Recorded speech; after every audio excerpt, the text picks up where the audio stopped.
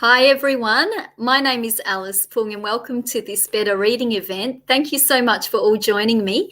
I'm here to talk about my latest book, which is this book here called 100 Days. And please feel free to ask any questions you like in the comments function and I'll try and answer them as I talk to you. So we're going to try and make this a very interactive session if we can. I'm used to talking to a lot of high school students, so quite practiced in reading questions and answering as I talk. So I'd like to start off by telling you a little bit about what inspired me to write this book, 100 Days.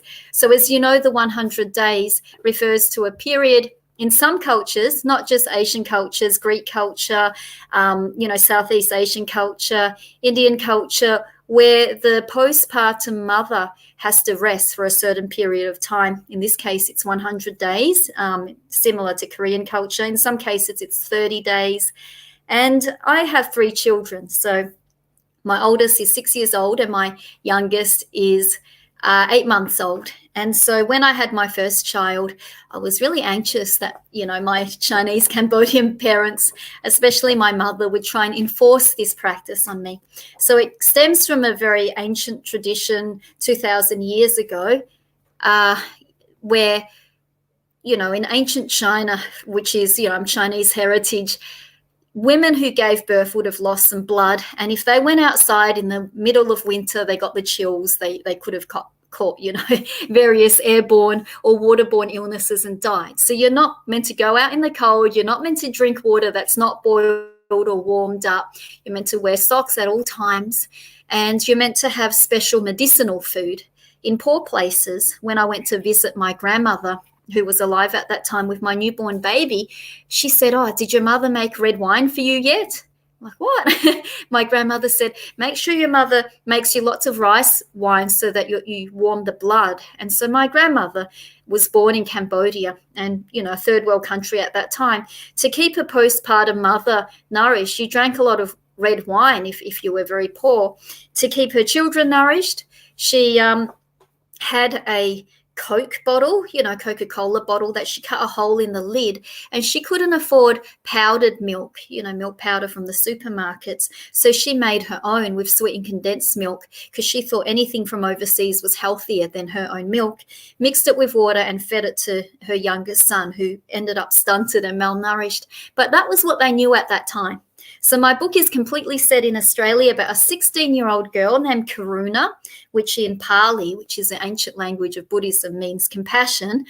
And she has to try and muster up enough compassion to put up with this very old world, old school mother of hers who was born in a very impoverished family in the Philippines.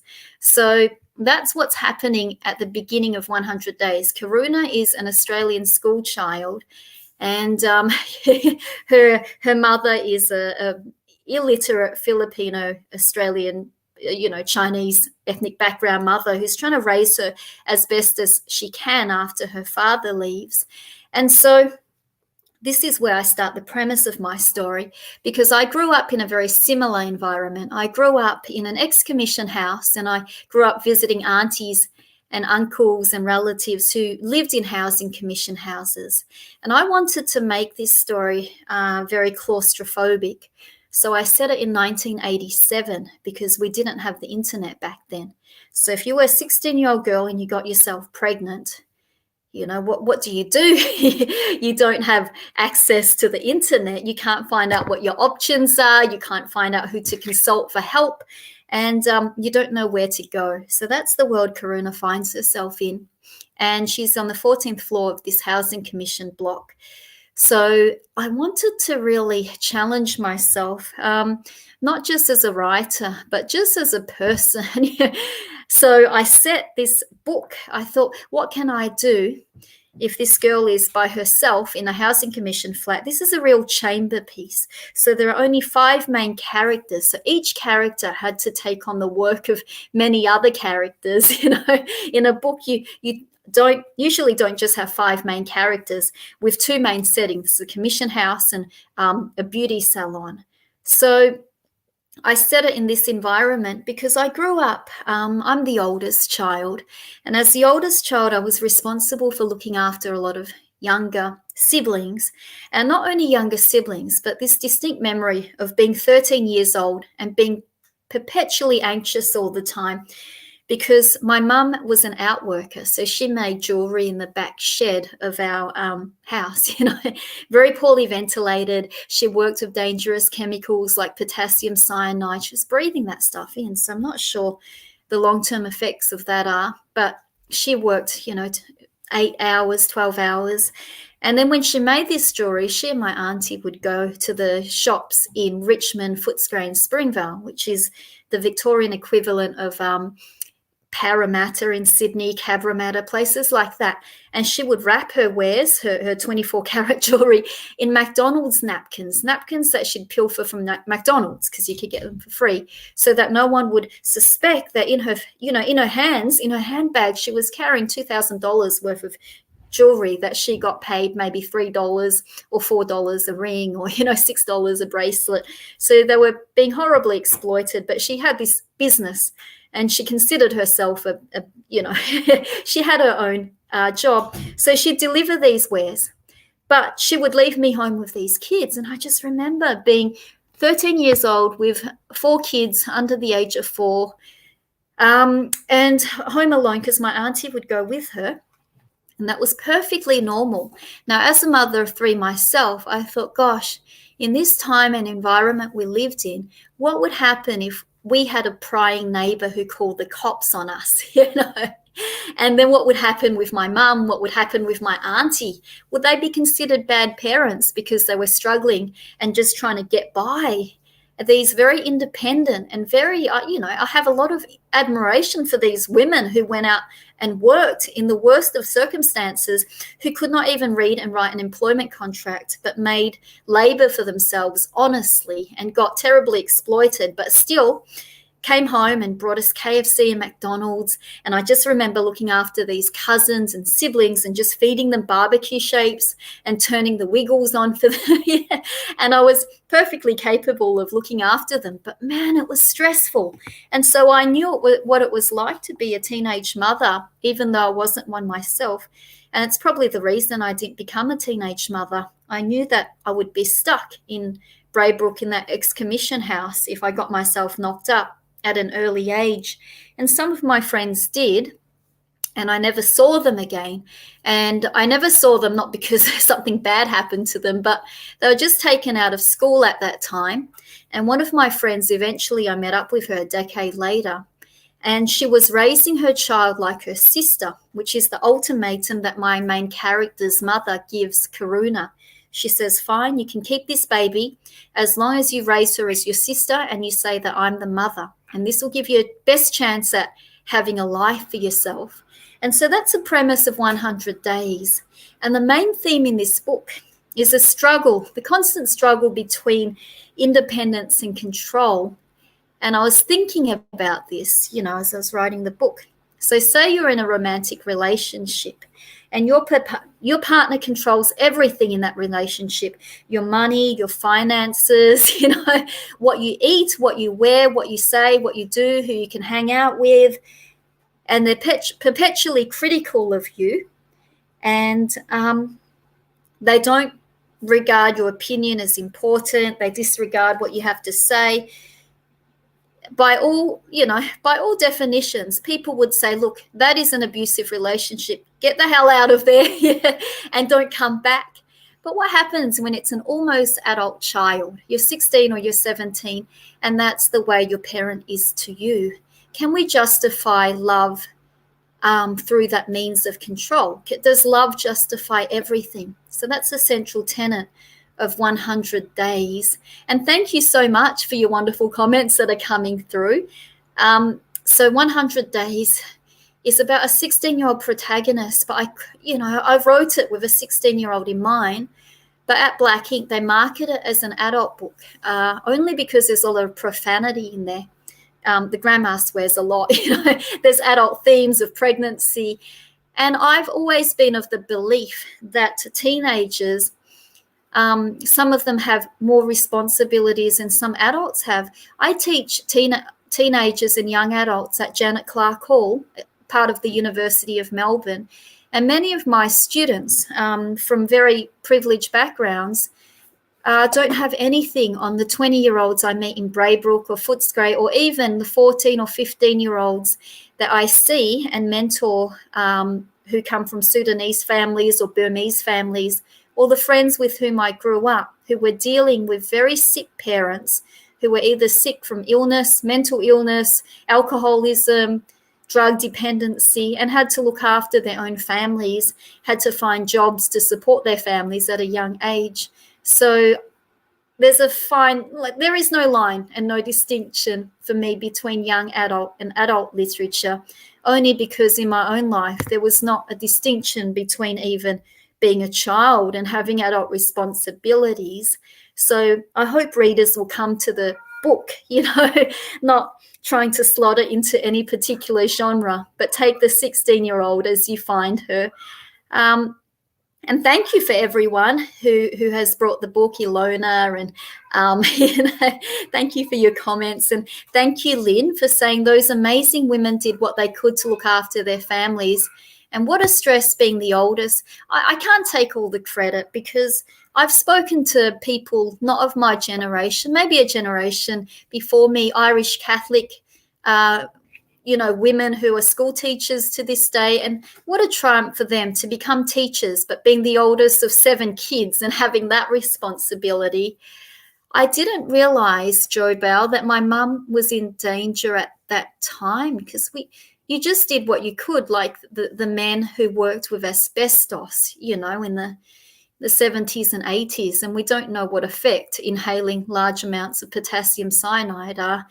But my mum and my dad were always very careful. Whenever we even went near the shed, they'd say, "Get out of there, it's poisonous," And they would always draw skull and crossbones on the poisonous chemicals they kept around the house to treat the jewelry. So we never knew to touch that stuff. And the irony was skulls and crossbones were very much a part of our growing up, because they survived a genocide in the killing fields of Cambodia, where many children, they saw skull and crossbones more than they saw flowers. And that's the literal truth. So I was really lucky that I was born in Australia.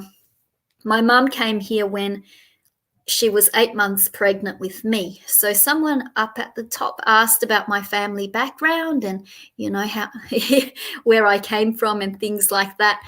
So my mum was 8 months pregnant in this refugee camp. So in a refugee camp, my parents are funny. They've got a good sense of humor. They say you wait and wait and wait, and there was nothing to do. So that's how I came into being.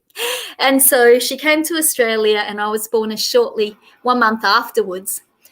And because I was born a month afterwards, and my dad is 10 years older than my mum, and he has an education up to year 10, he named me after his favourite book, Alice in Wonderland, because he thought Australia was a wonderland. My mum's 10 years younger, so she didn't have much of an education. She got up to a grade 2 education, because the very first part of ethnic cleansing in Cambodia is like ethnic cleansing in Europe with the Jewish people, is they get rid of your culture. So they stopped all the Chinese schools. You weren't allowed to go to a Chinese school. So that's why my mum is, barely literate in her first language and illiterate in her second, because, she came here and had 4 children. So she was always in the back shed. And so that's my background, and that's what informs a lot of my books and my writing. This very working class background. And the reason, when you read 100 Days, Walt Whitman, the American poet, and Judith Wright, the Australian poet, feature quite heavily, is that a lot of people assume, you write working class stories. There is no literature in working class. It's just a working class genre. But the working class, I came to poetry through discovering free books in a bin in the library where they put books out. And working class children are just as literate and just as literary as children who grow up in safer suburbs. So that's why Walt Whitman is in my book. And the other author that's in my book, and I'm sure some of you who grew up in the 70s and 80s would have read him, is a Lebanese poet called Khalil Gibran. And I read his treatise on children, and it was the best metaphor of children that I, that I encountered. And I don't want to quote him, but I'll paraphrase him. So he says children are our visitors from tomorrow, and you really can't visit tomorrow because they're a different generation. So he uses a metaphor of the bow and arrow. So if you think of a child as going towards the future, like an arrow shooting towards the future, you can't visit. You're the bow. The bow never visits the target, So what you have to do as a parent is to remain steady and steadfast so that that arrow can aim in a very straight direction and can fling as far as it can go, and you'll never visit where it goes. So so what's this idea of trying to control every aspect of your children's lives? And so Joy Bell has asked, have I read The Happiest Refugee? I do, and I think it's a wonderful book. And I think Ando is a really excellent comedian. He was the first comedian I had ever heard of who came from a Southeast Asian background, and the first Asian Australian when I was 17, listening to this small radio station called Laugh Radio. And I just remember this was when I was growing up in the 1990s, and Pauline Hanson had just come out, and she was quite huge, And what's interesting was my best friend's father had a One Nation supporter photo on his wall. He had Pauline draped in the Australian flag, and he loved us. He loved me and my brother without qualification, without reserve. And when I came to his house that afternoon, I saw the poster, and I said to my best friend, I said, "What's this?"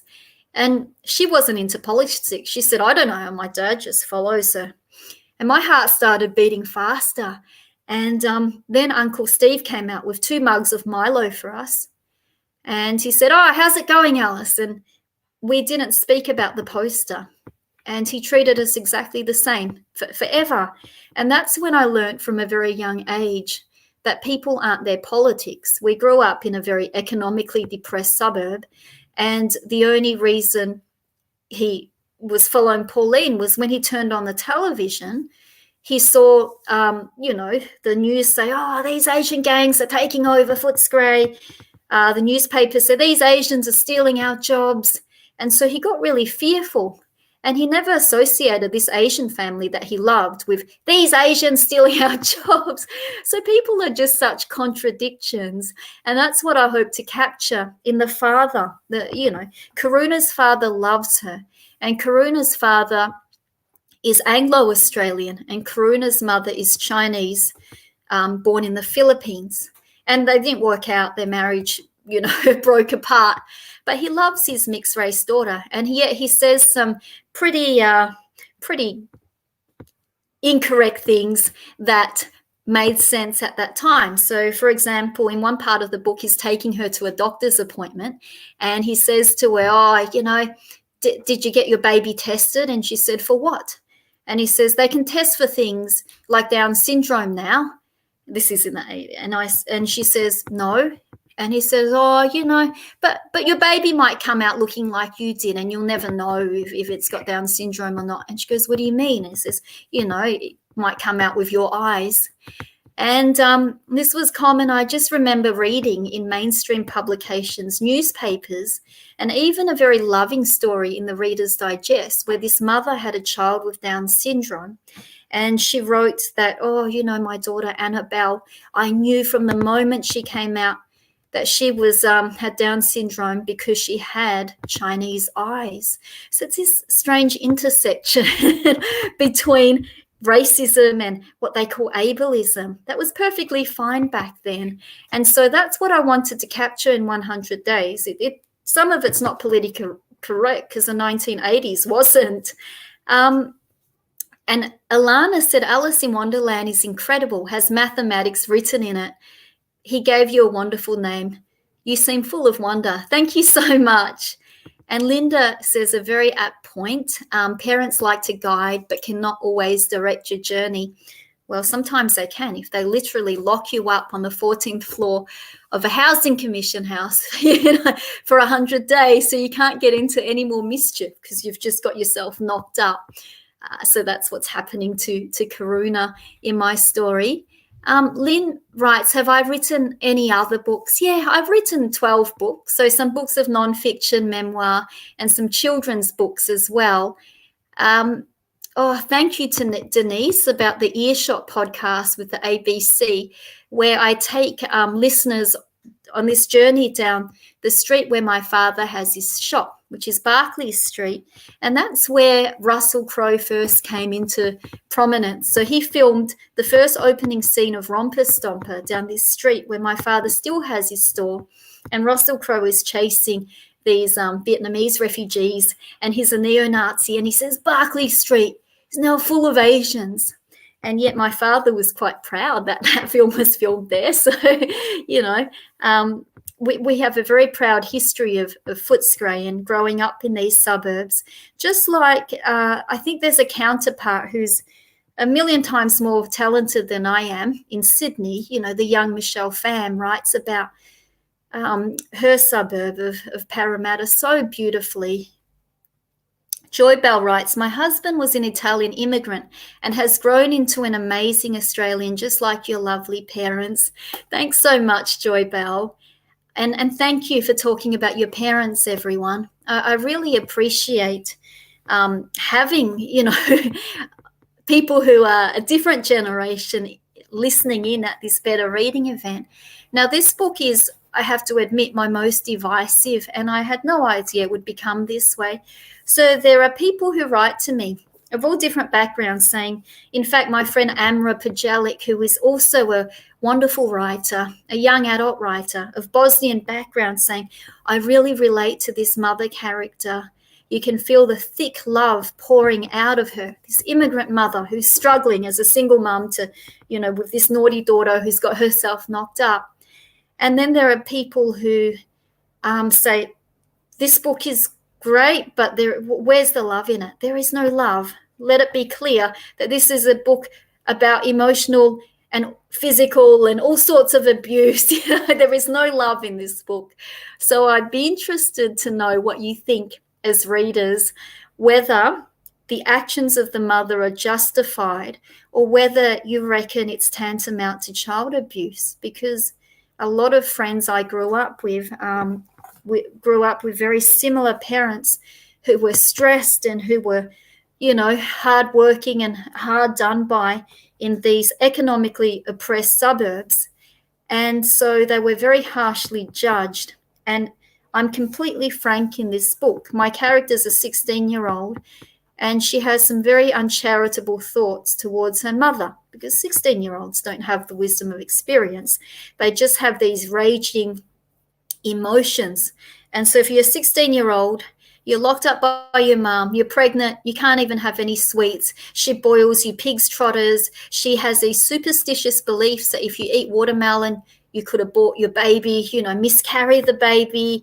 If you eat a lot of chocolate, your baby will have dark skin or pock marks. If you eat cold fruits, it will damage your spleen. So there's a scene where her mother boils watermelon before she can eat it. I don't know if these cultural practices are tantamount to child abuse. It's up to the reader to decide. Are you concerned, Christine asks, that your writing will be critically judged for using what is now politically incorrect terms and views? Christine, thank you for that question. And it has been. I've had an email of teacher librarian because the grandmother in the book, Karuna's mother, Karuna's mum is full of profanities.